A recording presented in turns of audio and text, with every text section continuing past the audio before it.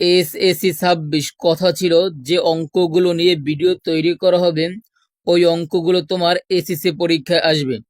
তাই এ ধরনের একটি প্রশ্ন তোমার এসএসসি পরীক্ষায় আসবে, তুমি এটি নিশ্চিত থাকতে পারো। দেখো, বল হচ্ছে R equal x comma y such that x belongs C, y belongs C এবং y equal to y x, মানে এখানে এক্স এর পর তোমার মান সি এবং ওয়াই এর মান পরেও সি, তার মানে উভয় অংশে সি। এই অঙ্কটি করার জন্য তোমার সি এর মান দরকার, তাই আমরা লিখে রাখলাম দেওয়া আছে সি ইকুয়াল এখানে সি এর মান। এখন তাদের শর্ত ছিল যে এক্স এর মানের সাথে 2 গুণ করলে তোমার ওয়াই এর মান পাওয়া যাবে। তুমি বিশ্বাস রাখো, এ ধরনের একটি প্রশ্ন তোমার এসএসসি পরীক্ষা আসবে। দেখো, যেহেতু আমাদের এই অঙ্কটি করার জন্য সিরমান দরকার, তাই আমরা লিখে রাখলাম সিরমান। এখন দেখো, এখানে দেওয়া আছে তোমার আর, তাই তোমাকে লিখতে হবে আর বর্ণিত শর্ত মতে, আর বর্ণিত শর্ত মতে, শর্ত মতে। এখন দেখো, আমাদের শর্ত ছিল y equal to y x. দেখো, এই ইকুয়াল অথবা বাংলায় সমান সমান চিহ্ন বলে, মানে এখানে যে মান হবে তার সমান মান হবে এর সাথে, অর্থাৎ ওয়াই এর মানের সমান হবে তখন যখন তুমি এক্স এর মানের সাথে 2 গুণ করবা। তাহলে দেখো, আমাদের শর্ত ছিল এই y equal to y x, তাই আমরা লিখব y equal to y x. এখন কথা হচ্ছে আমাদের ছিল এক্স বিলং সি, তার মানে এখন তোমাকে লিখতে হবে যে এখন দেখো, এখানে এক্স বিলং সি এবং ওয়াই বিলং সি, তার মানে লিখতে হবে এক্স বিলং সি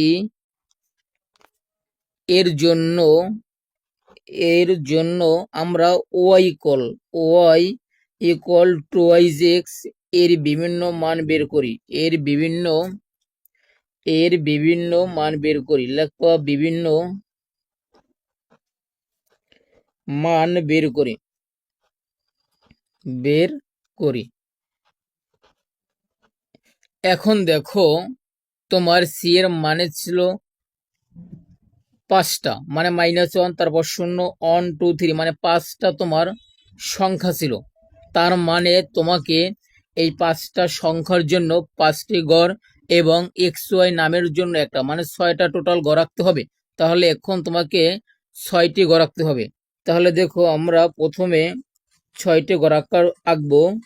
এই আমরা 6টি গড় আঁকার জন্য তোমার আনুমানিক একটা দাগ নিলাম।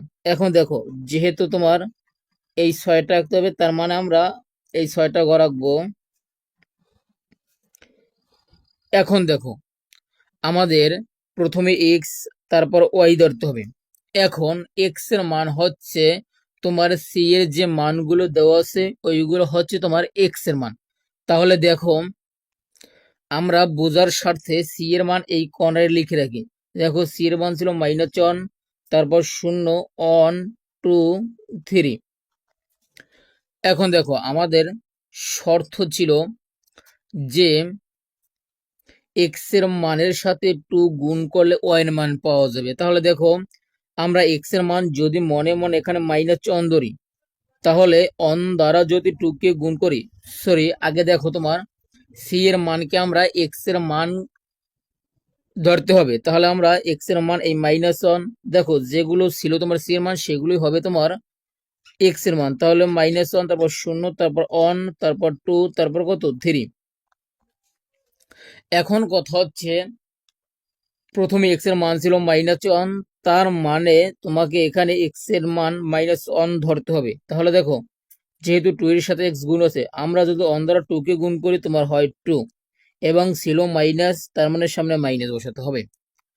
এখন দেখো, তোমার তারপর কত 0 বসাতে হবে। দেখো, 0 যদি আমরা এখানে বসাই, 0 দ্বারা কোনো সংখ্যাকে গুণ করলে তোমার এই 0 হবে।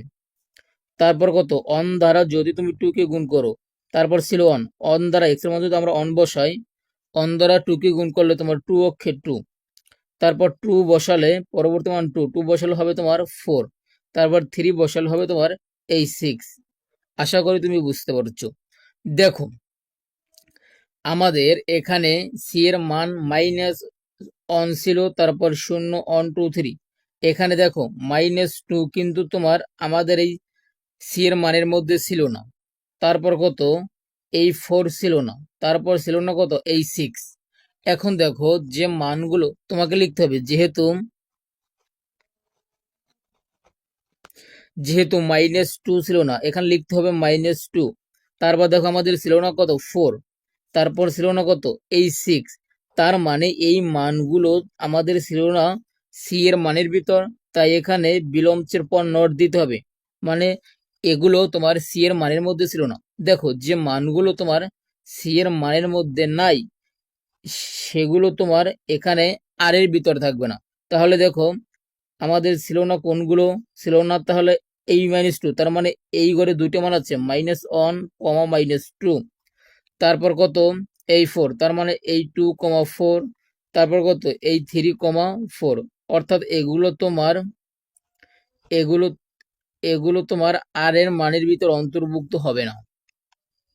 আশা করি বুঝতে পারছো। তাহলে দেখো বাকি যেগুলো থাকে তাহলে সেগুলো তোমাকে লিখতে হবে। দেখো বাকিগুলো ছিল এই 0, যেহেতু আমার 0 ছিল সি এর মানের ভিতর, তাহলে এই 0, 0। তারপর ছিল কত, 1, 2। তারপর এই দুইটাই। তার মানে এখানে ডোমেন লিখতে হবে। ডোমেন ডি দ্বারা প্রকাশ করে। তারপর লেখো ডোমেন হচ্ছে এই প্রত্যেকটি ব্র্যাকেটের প্রথম মান, মানে 0, তারপর অন। তারপর রেঞ্জ হচ্ছে দেখো এই রেঞ্জ রেঞ্জ আর দ্বারা প্রকাশ করে। রেঞ্জ হচ্ছে পরবর্তী মানগুলো। তাহলে পরবর্তী মান কত, 0 এবং 2। আশা করি তুমি বুঝতে পারছো। তোমার কাছে যদি ভালো লাগে অবশ্যই ভিডিওগুলো শেয়ার করে দিবা এবং টিকটকে দেখে থাকলে একটি রিপোস্ট করে দিবা। কারণ তো তুমি যদি রিপোস্ট করো, তোমার দেখা দেখি অসংখ্য শিক্ষার্থীর কিছুটা হলেও উপকার হবে। খোদা হাফেজ, ভালো থাকো, সুস্থ থাকো, দেখা হবে পরবর্তী কোনো ভিডিওতে।